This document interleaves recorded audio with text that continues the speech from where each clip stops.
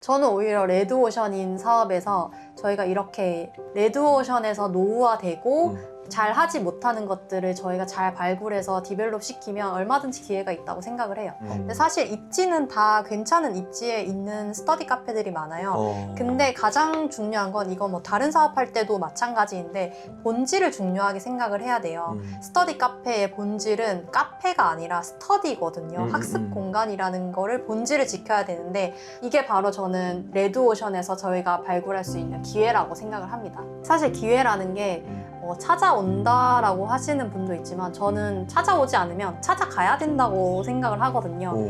저도 사실 만약에 스터디 카페를 시작하지 않았으면 이런 좀 여유 있는 삶은 좀 꿈꾸기 힘들지 않았을까라는 생각이 들더라고요. 남다른 실행으로 앞서가는 리더들과 찐하고 진지한 대화를 나눠보는 시간. 안녕하세요, 찐대 맥스입니다. 매일 반복되는 출퇴근, 월급날만 기다리는 삶에 지쳐본 적은 없으신가요? 여기 우리와 똑같은 고민에서 출발해 새로운 인생의 문을 연 분이 있습니다. 오늘의 게스트를 소개합니다. 유베이스의 송수미 이사님이십니다. 안녕하세요. 유베이스의 송수미 이사입니다. 저희가 방금 소개를 조금은 거창하게 했어요. 새로운 인생의 문을 열었다. 이렇게 얘기하면 시청자분들은 그래서 뭐 했는데? 모르시잖아요. 그 부분에 대해서 좀 소개를 좀 해주시면 좋을 것 같아요. 네, 저는 스터디 카페 신규 창업부터 시작해서 인수 창업을 거쳐서 현재는 브랜드 창업까지 하고 있습니다. 스터디 카페, 또 신규 창업, 인수 창업, 브랜드 창업, 다양하게 있네요. 그 차이점이 궁금한데 소개 한번 해주세요. 우선 신규 창업 같은 경우는 공실 상태에서 벽부터 바닥, 천정, 에어컨, 냉난방, 그리고 이제 가구, 집기 이런 것들을 새로 넣어서 하는 창업이고요. 인수 창업 같은 경우는 저희가 기존에 있던 스터디 카페가 망하거나 폐업 직전에 있거나 좀 장사가 잘 안 돼서 매물로 나와 있는 스터디 카페를 저희가 인수를 해서 리모델링을 하거나 아니면 좀 디벨롭을 해서 여기서 현금 흐름을 만드는 시스템이고 브랜드 창업 같은 경우는 이제 저희가 브랜드를 새로 만드는 거예요. 그래서 이제 이 브랜드 가치를 이제 점점 만들어 나가는 그런 사업입니다. 근데 여기서 궁금한 게 왜 신규 창업도 있고 인수 창업도 있고 브랜드 창업도 있는 건지 궁금하긴 하거든요. 네, 저는 이 세 가지를 다 경험을 해봤는데 신규 창업 같은 경우는 일단 투자 비용이 많이 들고요. 인수 창업 같은 경우는 좀 소액으로 진행을 할 수 있었고 브랜드 창업은 이 중간의 개념으로 좀 진행을 할 수 있는데 브랜드 창업 같은 경우는 처음부터 브랜드를 만들고 운영 시스템도 내가 만들고 하다 보니까 조금 더 노하우가 많이 필요한 단계이기 때문에 이 마지막 단계라고 보시면 됩니다. 그러시구나. 제가 알기로 스터디 카페로 매출을 엄청 잘 내고 계신다고 들었거든요. 어떤 매장을 운영하셨고 지금 또 얼마나 벌고 계시는지 살짝쿵 공개를 해주실 수 있을까요? 저보다 뭐 대단하게 버시는 분도 정말 많으시지만 스터디 카페로 4천만 원 정도의 순수익을 내고 있고 최근에 이제 하나는 제가 매각을 했습니다. 와, 그럼 대표님 혼자서 스터디 카페 운영해서 순수익 4천이라고요? 와, 이게 거의 걸어다니는 기업체야. 매출이 아니고 순수익인 거잖아요. 그러면은 매출은 얼마나 나오는 거예요? 매출은 사실 순수익이 이게 잘 됐기 때문에 제가 이 정도를 내는 거거든요. 네. 순수익 보통 50% 비율을 보기 때문에 매출은 곱하기 2를 보시면 될 것 같습니다. 와, 순수익이 50%예요? 조금 말이 안 되는 게 보통 자영업이라고 하면 저희가 요식업만 생각해도 15에서 20% 나오면 잘 나오는 걸로 알고 있고 기타 뭐 부업 뭐 다른 거 생각해도 이게 진짜 잘 나와도 30-40%로 알고 있는데 어떻게 50%가 나와요? 일단 스터디 카페 같은 경우는 무인이다 보니까 인건비를 절약할 수 있는 부분이 많기 때문에 일단 그런 부분에서도 10% 이상을 가지고 갈 수 있습니다. 그 인건비가 아예 안 들어가요? 아예 안 들지는 않지만 직원으로 두는 곳은 단 한 군데도 없고요. 저를 대신할 청소하시는 분 정도만 이제 대체를 하고 있습니다. 저희는 오로지 그 공간을 서비스로 제공하는 거거든요. 그러다 보니까 그 현장에서 저 대응해야 되는 사람이 필요가 없는 거죠. 그런 것들이 어떻게 보면 대표님만의 노하우로 체계화가 된 거예요? 기존에 이제 스터디 카페들이 이미 많이 무인화가 되어 있는데 이거를 이제 저는 더 잘 관리할 수 있고 저만의 노하우로 인건비를 좀 더 절약할 수 있는 방법들을 좀 찾았던 것 같아요. 제가 여기서 하나 짚고 넘어가고 싶은 게 제가 알기로 스터디 카페는 좀 레드오션으로 알고 있거든요. 우후죽순 많이 생겨난 걸로 알고 있고 사람들이 이젠 좀 꺼리는 부업, 또 꺼리는 사업 이렇게 생각하는 걸로 알고 있는데 어떻게 아직까지 순수익을 4천만 원에 내면서 그렇게 운영을 잘 하고 계신 거예요? 말씀하신 대로 돈이 되는 사업은 지금 대한민국에서 다 레드오션이거든요. 근데 그 레드오션에도 분명히 기회가 있고요. 인수창업이라는 기회를 본 것 같아요. 우후죽순 생긴 스터디 카페들이 잘 안 되게 되는 케이스들이 많이 지금 생겨나고 있는데 그런 매물들이 초창기에는 뭐 1억, 2억을 투자했던 매장들이 지금은 매물 사이트에서 뭐 500만 원, 1000만 원, 2천만 원이면 이걸 인수를 할 수 있게 되었거든요. 이게 바로 저는 레드오션에서 저희가 발굴할 수 있는 기회라고 생각을 합니다. 이게 레드오션이라고 해서 그냥 레드오션으로만 생각하면 안 되는 거네요. 네, 맞습니다. 입지도 되게 중요할 것 같은데 그런 이유 때문에 망하게 된 그런 업장들도 많지 않나요? 대부분 지금 매물로 나온 스터디 카페들 입지는 다 좋은 입지에 들어가 있어요. 왜냐하면 프랜차이즈 본사에서 좋은 입지를 선정을 해주거든요. 근데 다만 그 좋은 입지를 모두가 알고 있기 때문에 경쟁이 과열되다 보니까 파이를 결국 나눠 먹게 되는 거죠. 이게 입지가 중요한 건 맞는데 입지가 중요한 걸 누구나 다 알고 있으니까 메리트가 좀 안 되는 거네요. 대표님도 그런 경쟁이 심한 상권에 결국은 들어가게 되시는 건데 어떻게 대표님 가게만 그렇게 잘 돼요? 스터디 카페 주 고객이 누구라고 생각하세요? 스터디 카페 주 고객? 네. 뭐 스터디 카페는 당연히 공부하는 공간이니까 공부하는 사람들, 그냥 뭐 학생들이겠죠? 보통 스터디 카페 주 고객을 중학생이나 고등학생이라고 생각하시는 분들이 많은데 이제 저 같은 경우는 대학생, 공무원, 취준생, 이미 이제 회사 직장을 다니고 계시는 직장인 분들 이런 분들까지 더 이제 타겟을 확대해서 공간의 구분을 통해서 복합 문화 공간을 만든 것 같아요. 직장인 분들은 노트북을 많이 사용을 하시잖아요. 네. 근데 되게 많은 스터디 카페들을 가보면 공간이 구분되어 있지 않고 통으로 그치. 그냥 일반적으로 학습할 수 있는 일렬 배열의 그런 공간들이 되어 있는 곳이 많은데 저 같은 경우는 모든 스터디 카페들은 공간을 다 세분화시켰어요. 고등학생이나 공무원처럼 좀 집중해서 수능 시험처럼 수험생들이 활용할 수 있는 좀 독서실 같은 공간 분위기를 하나를 만들고 그리고 이제 조금 오픈된 공간. 이 대학생들은 시험 공부 바짝 이렇게 하려고 오는 분들이 많으시잖아요. 그런 분들을 위한 도서관 같은 분위기, 이제 카페 같은 공간을 선호를 하기 때문에 좀 밝고 도서관 같은 분위기로 공간을 하나를 또 만들고요. 네. 그리고 이제 직장인 분들은 노트북을 많이 사용을 하시기 때문에 노트북 존을 또 따로 만드는 거예요. 그러면 이 세 가지의 이제 문화 공간들이 각각의 문화 컨셉을 가지고 좀 복합 문화 공간으로 만들 수 있는 것 같아요. 이게 타겟을 분산시키는 만큼 그들에게 맞는 각각의 공간을 새롭게 정의해 주는 거네요. 네, 맞습니다. 이게 실제로 제가 이제 스터디 카페를 공간에 대해서 어떻게 하면 좋을지 공부를 하면서 찾았던 내용인데 당신은 어디서 공부하셨습니까? 라는 이런 설문조사를 했는데 실제로 도쿄대학교의 70%의 학생들이 첫 번째가 거실이었어요. 에? 집 거실. 그래요? 네, 유년기 때 이제 공부했던 장소가 다 거실이었던 거예요. 우리는 보통 이제 한국 문화에서는 좁은 공부방에서 남들은 TV 보고 있는데 나는 방에서 이제 공부를 맞아, 하는 맞아. 이런 분위기였잖아요. 근데 오히려 공부를 잘했던 명문대에 이제 진학을 했던 학생들의 70%가 거실에서 공부했다라는 내용이 많더라고요. 그래서 한참 저희 대한민국에도 거실을 공부방으로 만들고 TV를 없애고 하는 인테리어가 유행했던 적이 있거든요. 맞아. 넓고 쾌적하고 밝은 분위기에서 공부를 해야지 조금 안정감을 가지고 공부를 쉽게 접할 수 있는 거죠. 사실 공부하려면은 저희가 책상에 앉아야 되고 의자에 앉아야 되고 책을 펴야 되고 주변이 지저분하면 주변을 정리를 해야 되고 맞아, 이런 맞아. 잡다한 생각들이 들잖아요.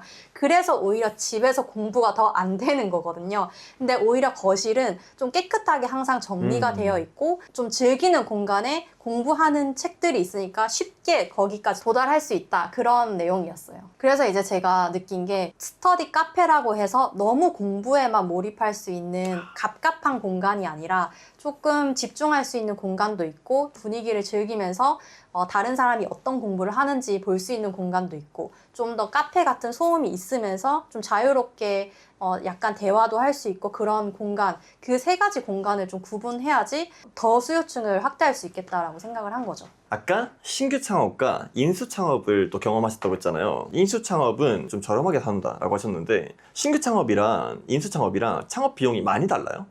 아무래도 신규 창업 같은 경우는 공실에서부터 시작을 하기 때문에 70평을 창업을 하려면 최소한 1억 5천에서 2억의 비용이 들거든요. 저도 많이 드네. 실제로 그렇게 투자를 한 매장이 있고요. 근데 인수창업액 같은 경우는 이미 이제 그렇게 투자된 시설들이 조금 뭐 상황에 의해서 감가상각이 많이 된 상태로 매물이 나오기 때문에 굉장히 저렴하게 인수를 할 수가 있는데, 기존 사장님이 왜 저렴하게 내놓냐면 철거를 하고 나갔을 때 뭐 1,000만 원 정도의 비용이 드는데 오히려 이거를 1,000만 원, 1,500만 원에 이제 매물로 내놓았을 때 철거를 하지 않고 나가도 되는 상황이 생기기 때문에 오히려 저렴하게 나오는 매물들이 좀 있는 것 같아요. 근데 그런 시설 같은 경우에는 노후화가 좀 많이 된 거 아니에요? 보통 이제 지금 매물로 올라와 있는 매장들이 5년 이내의 매물들이 굉장히 많고요. 그리고 이제 정말 잘 찾아보면은 오픈한 지 1년도 안 된, 2년도 안 된 매장들이 많이 있거든요. 그럴 경우에는 거의 이제 새 매장이라고 봐도 뭐 무방한 수준인 매장들도 상당히 많아요. 그런 매장들이 권리 없이 나오는 거예요? 권리가 있는 매장들도 있고요. 근데 잘 찾아보면 없는 매장들도 덜어 있어요. 점주님이 어떤 뭐 특별한 사정이 있거나 아니면 정말 장사가 안 되거나 오히려 마이너스를 내고 있거나 그 상가의 건물주인데 월세를 받고 싶은 상황이 있을 수도 있는 거, 여러 가지 케이스들이 있는 것 같아요. 그럼 무권리로 나오는 것도 있고 또 저렴하게 나오는 것도 있고, 그런 걸 대표님은 어떻게 보면 골라서 새롭게 창업을 하시는 거네요? 그렇죠. 근데 인수창업 같은 경우는 일단 저렴하게 시작하기 때문에 리스크가 굉장히 적고요. 그리고 회수도 제가 만약에 이 인수창업 한 거를 저렴한 비용에 인수를 했기 때문에 또 저렴한 비용에 나갈 수 있거든요. 그러면 또 다른 분은 그 기회를 보고도 들어오실 수 있으니까 오히려 엑싯이 더 빠르지 않았나 싶어요. 그러면 방금 회수 기간이 좀 짧다고 하셨는데 얼마나 걸리시는 거예요? 네, 순수익 한 50% 기준으로 봤을 때 2년이 안 걸리고요. 저는 한 1년 8개월 정도가 걸렸거든요. 보통 프랜차이즈 창업을 하면은 빠르면 2년이라고 얘기를 하거든요. 근데 지금 대부분의 분들이 그렇게 안 된다, 못하고 있다 하시는 분들이 많으신 거죠. 그런 매장들이 이제 매물로 나오고 있고요. 하긴 보통 자영업이라고 하면 그 회수 기간을 한 2년, 2년 반 정도 설정하잖아요. 근데 이건 1년 8개월 만에 되는 경우들도 있는 거군요. 저희 매장 같은 경우는 1년 8개월 만에 이제 회수를 다 했고요. 인수창업 같은 경우는 10개월 만에 원금 회수와 프리미엄까지 받고 엑싯을 했습니다. 왜냐하면 제가 저렴한 비용에 그 매장을 인수를 했기 때문에 몇 억 받고 파는 게 아니라 나의 이제 노력을 조금 더 얹혀서 판매를 했던 케이스죠. 그럼 여기서 궁금한 게, 아까 신규 창업은 1.5억에서 2억 정도 된다고 하셨잖아요. 인수 창업은 얼마나 드는 거예요? 보통 인수 창업 같은 경우는 좀 괜찮은 매물들을 골랐을 때 1,000만 원에서 2,000만 원 정도를 사용을 하고요. 그리고 이제 그 매장을 뭐 리모델링 하는데 한 1,000만 원 정도 투자를 하면은 평균적으로 한 3,000만 원 정도는 보면 될 것 같아요.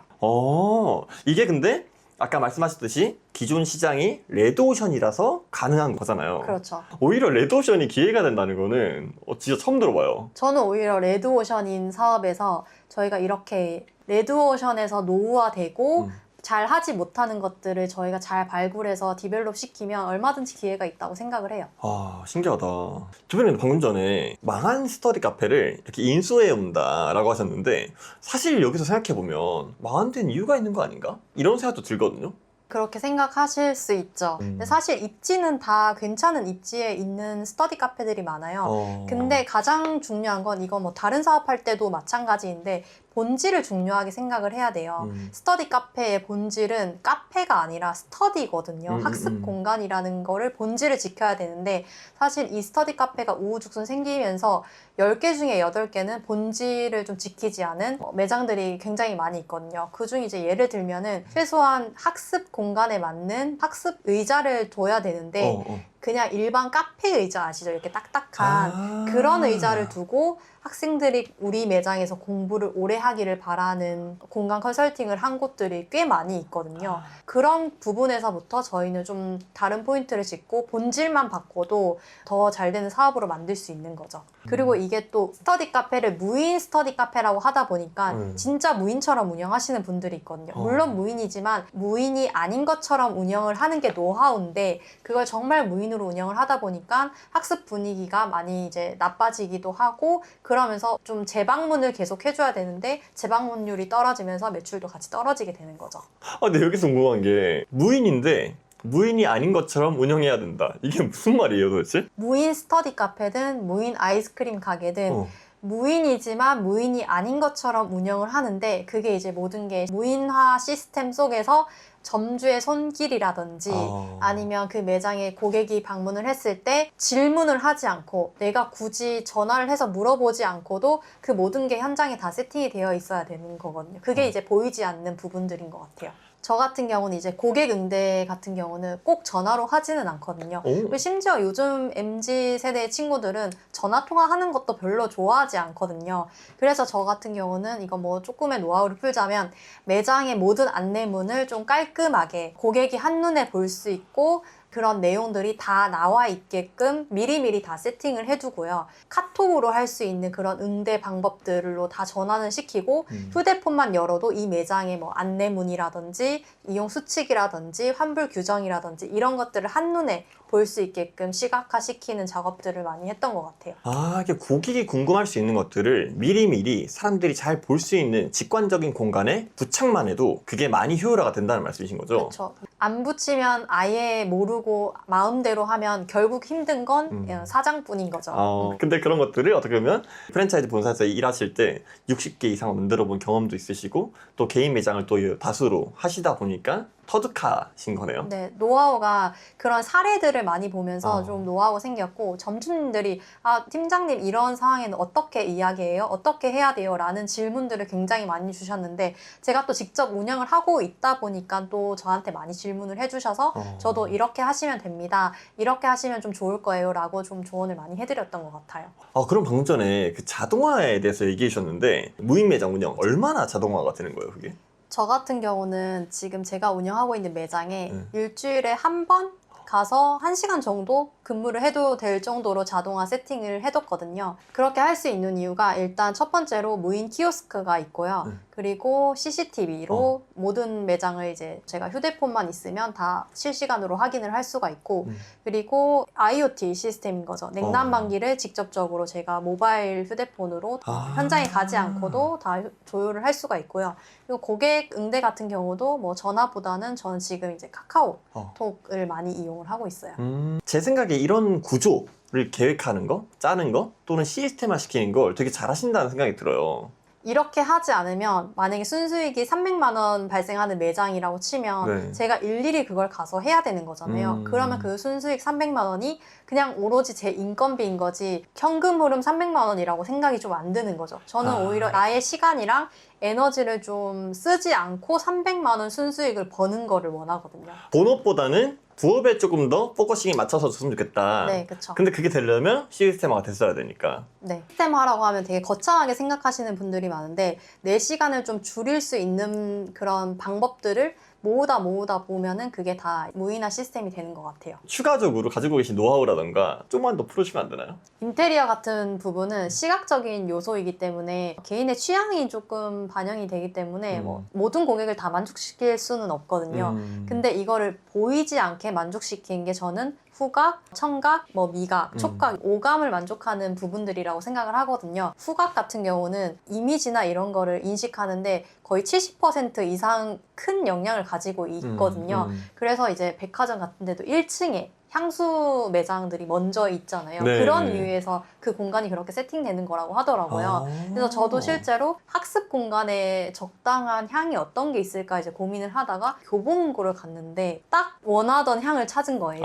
그래서 이제 제가 운영하는 모든 매장에는 교보문고 향이 납니다. 그래서 이제 실제로 안정되고 기분이 좋아진다라는 후기가 실제로 많이 있거든요. 진짜요? 그래서 이게 뭐 인테리어적인 건 아니지만 적은 비용을 들이면서도 좋은 이미지를 씌울 수 있는 노하우라고 할 수 있을 것 같아요. 신기하다. 대표님은 뭔가 아이디어, 생각들을 어디에서 많이 수집하세요? 저는 이런 아이디어를 책 위에서 좀 얻는 것 같고 현장에서 많이 아이디어를 얻는 것 같아요. 꼭 스터디 카페가 아니더라도 고급 호텔이라든지 뭐 갤러리라든지 카페라든지 어떤 향을 쓰고 어떤 온도, 어떤 조도를 쓰는지 이런 것들에서 아이디어를 많이 얻는 것 같아요. 현장에 어떻게 적용되어 있는지가 중요하기 때문에 그런 부분들을 좀 현장에서는 더 전문가들이 디테일하게 설계를 하고 디자이너들이 그걸 예쁘게 만들어 놓잖아요. 그런 것들을 좀 캐치를 해서 뭐 저희 매장에 적용을 하거나 이렇게 했던 것 같아요.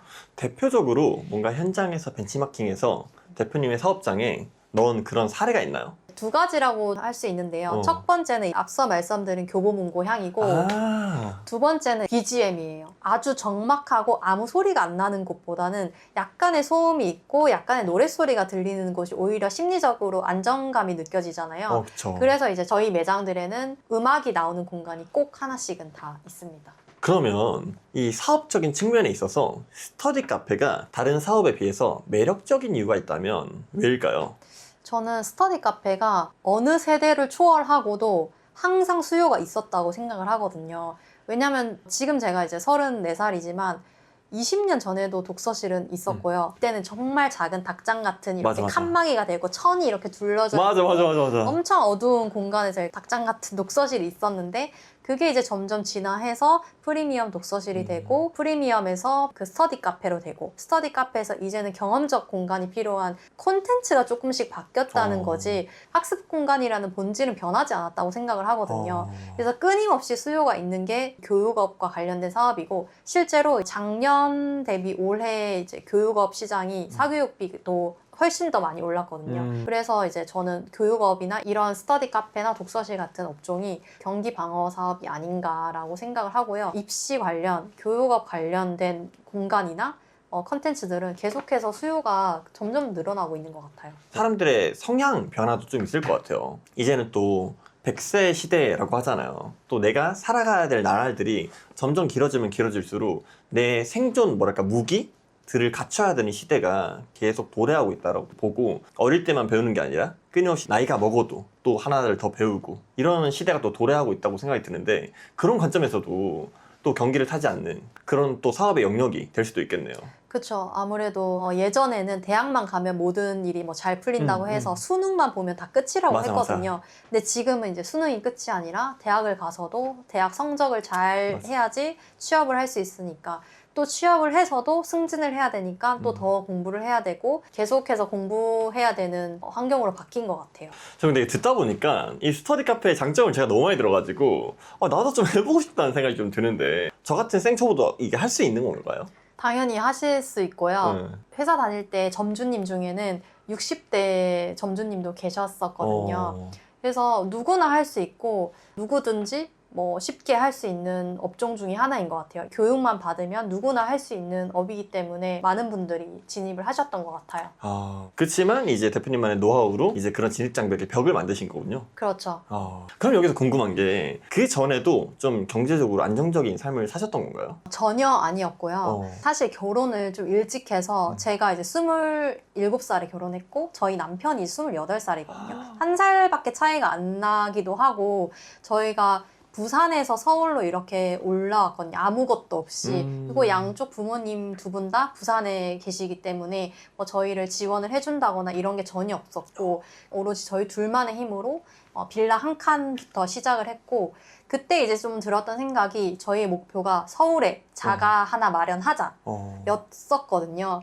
근데 이제 서울 집값이 저희가 결혼할 당시만 해도 한 7억 정도였거든요. 그때도 당연히 큰 돈이었는데 이게 시간의 흐름에 따라서 7억이 갑자기 9억이 되고 9억이 11억이 되고 내후년에는 살 수 있을 줄 알았는데 그게 계속 오르는 거예요. 그러면서 이 근로소득이 결국은 그걸 따라잡지 못한다는 걸 조금 깨달았고 그래서 저희는 조금 더 계속해서 돈을 더 빨리 벌 수 있는 방법들을 고민을 많이 했던 것 같아요. 그래서 오히려 직장 생활을 좀 더 열심히 했었거든요. 제가 이제 회사의 주인처럼 밤늦게까지 남아서 일을 하고 남들이 시키지 않았던 그런 것들도 제가 끝까지 다 하면서 주인의식을 가지고 좀 직장을 많이 다니다 보니까 그걸 좀 좋게 보셨던 분이 계셨는데 그분이 이제 프랜차이즈 스터디 카페 대표님이 되셔서 저를 좀 서울 지역에서 같이 일을 해보지 않겠느냐라고 하셔서 이제 같이 일을 하게 된 거죠.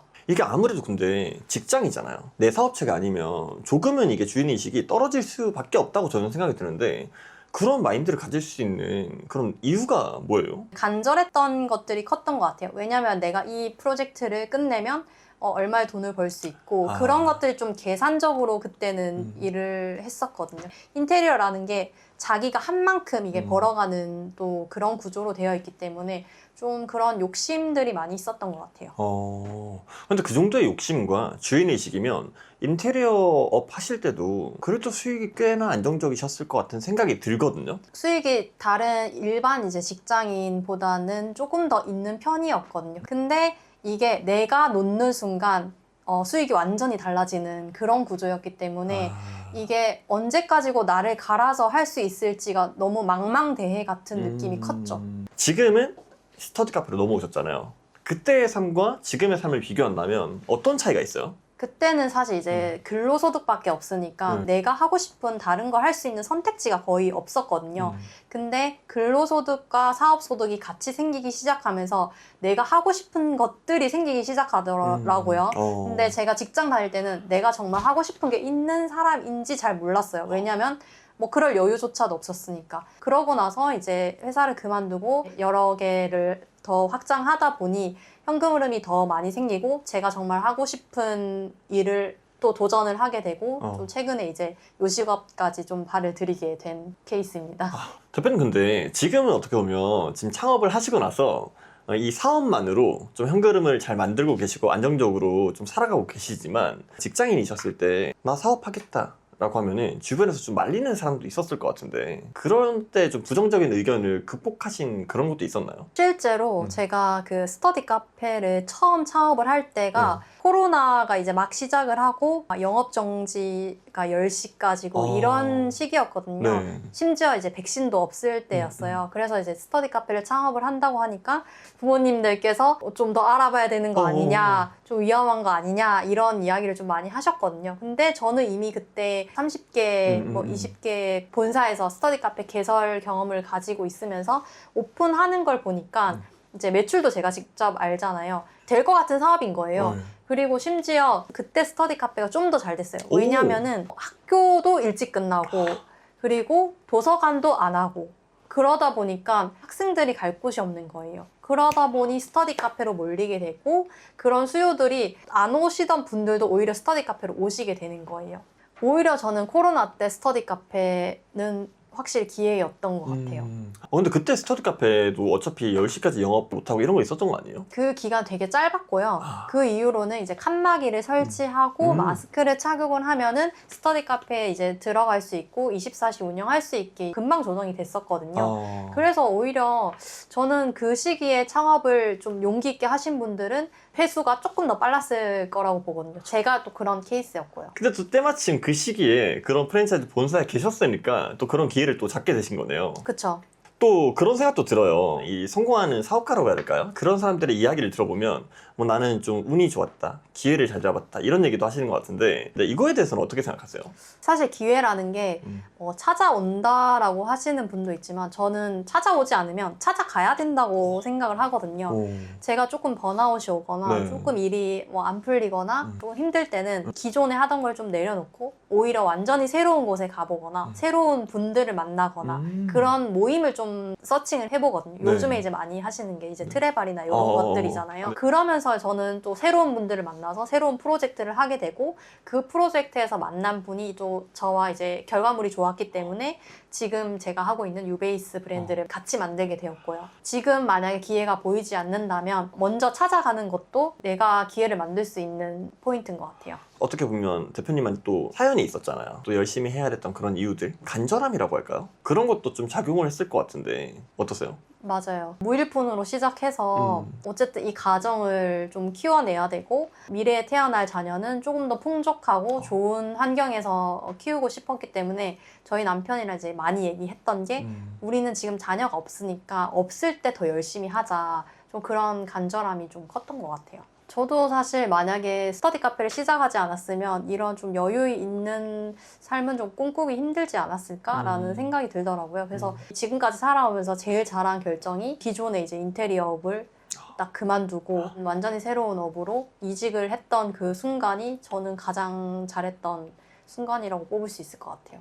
대표님이 가지고 있는 가장 큰 두려움은 어떤 거예요? 너무 일을 깊게 파고들고 스스로를 힘들게 할 걸 제 스스로로 알기 때문에 조금 하기가 좀 두려워하는 관성이라고 하나요? 그런 게 이제 좀 타성이 좀 생긴 것 같아요. 네. 그전에는 너무 간절하니까 그냥 직진으로 밀고 갔으면 지금은 조금씩 브레이크를 밟으면서 가게 되는 것 같아요. 근데 그거를 한번 깨고 일단 하면은 아무 생각이 안 드니까 브레이크를 밟고 있는 그것만 살짝 깨주면 저는 괜찮은 것 같아요. 그럼 여기서 궁금한 게 대표님이 그걸 깨는 대표님만의 노하우가 있다면?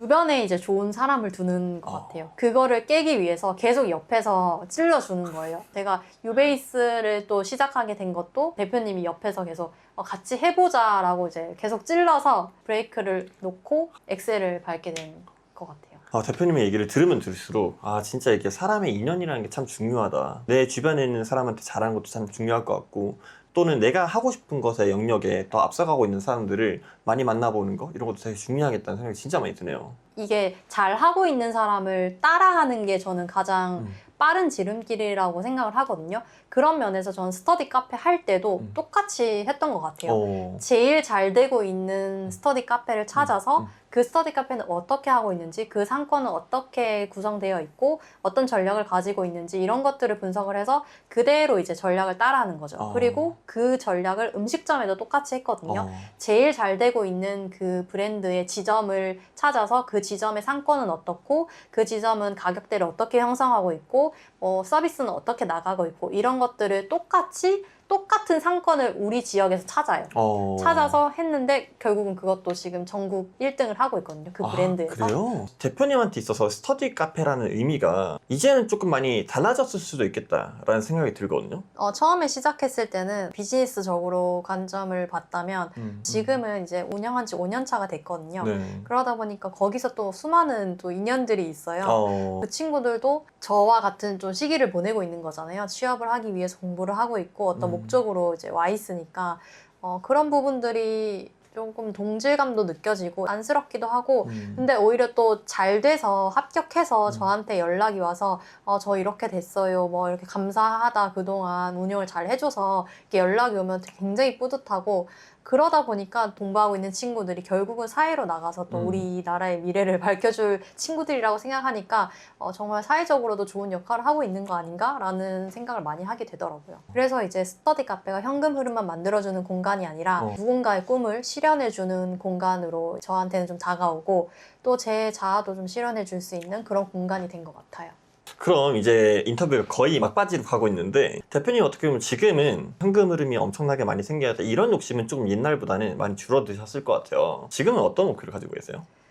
지금은 이미 이제 유베이스라는 관리형 독서실 프로젝트를 시작을 했고 그 전까지는 그 하나의 매장들을 그냥 현금 흐름으로 만들고 하는 과정을 했다면 이제는 이 브랜드를 스케일업하는 과정을 좀 거쳐가고 싶거든요. 그래서 여기에 좀 몰두를 하고 관리형 독서실로 업계 1위를 만들고 싶은 욕심이 있습니다. 근데 왜 지금 상황이 안 좋아하지 않으시는 거예요? 항상 저한테는 조금 불안 심리가 계속 따라오는 것 같아요. 이 사업이 사실 지금은 잘 되고 있지만 언제 망할지도 모르는 거고 그런 불안은 조금씩 다들 가지고 있잖아요. 그렇기 때문에 계속 새로운 사업을 도전을 해보고 계속 나와 핏이 맞는 사업들을 계속 찾아보는 거고 다양하게 이제 포트폴리오를 만들어가는 과정인 것 같아요. 대표님 그러면은 좋아하는 일을 해야 된다고 생각하세요? 잘하는 일을 해야 된다고 생각하세요? 저는 좋아하는 일을 해야 된다고 생각을 해요. 지금은. 근데 보통 사람들이 자기가 뭘 잘하는지 잘 모르지 않나요? 저는 좀 그랬거든요. 인테리어 시작할 때 사실 좋아해서 시작을 했거든요. 근데 내가 뭘 잘하는지는 좀 잘 몰랐던 것 같아요.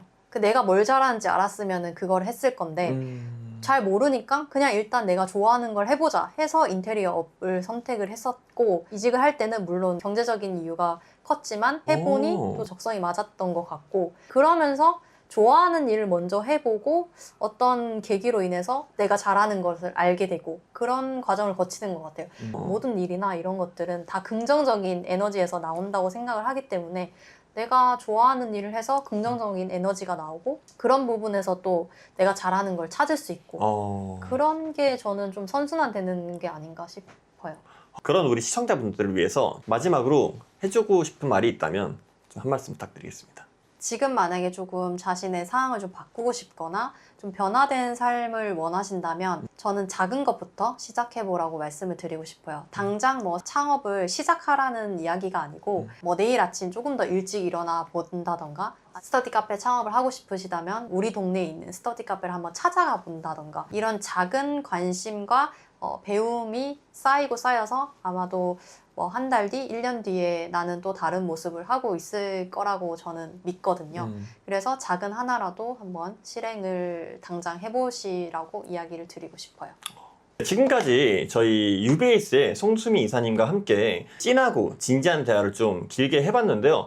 어떻게 보면 많은 직장인들이 좀 공감할 수 있는 내용부터 시작해서 또 대표님께서 이 스터디 카페라는 아이템을 통해서 인생을 변화시킬 수 있었던 그런 스토리까지 들어볼 수 있었던 시간이었던 것 같습니다. 네, 앞으로도 오늘 나와주신 송수미 대표님과 같이 또 하나의 카테고리 또는 하나의 영역에서 자신의 성취 또는 성과를 이루신 분들을 많이 초청해가지고 또 새롭고 좋은 정보들을 얻을 수 있도록 노력할 테니까요. 구독과 좋아요 부탁드리고 앞으로도 많은 시청 부탁드리도록 하겠습니다. 지금까지 찐대 맥스 그리고 유베이스의 송수미였습니다. 감사합니다.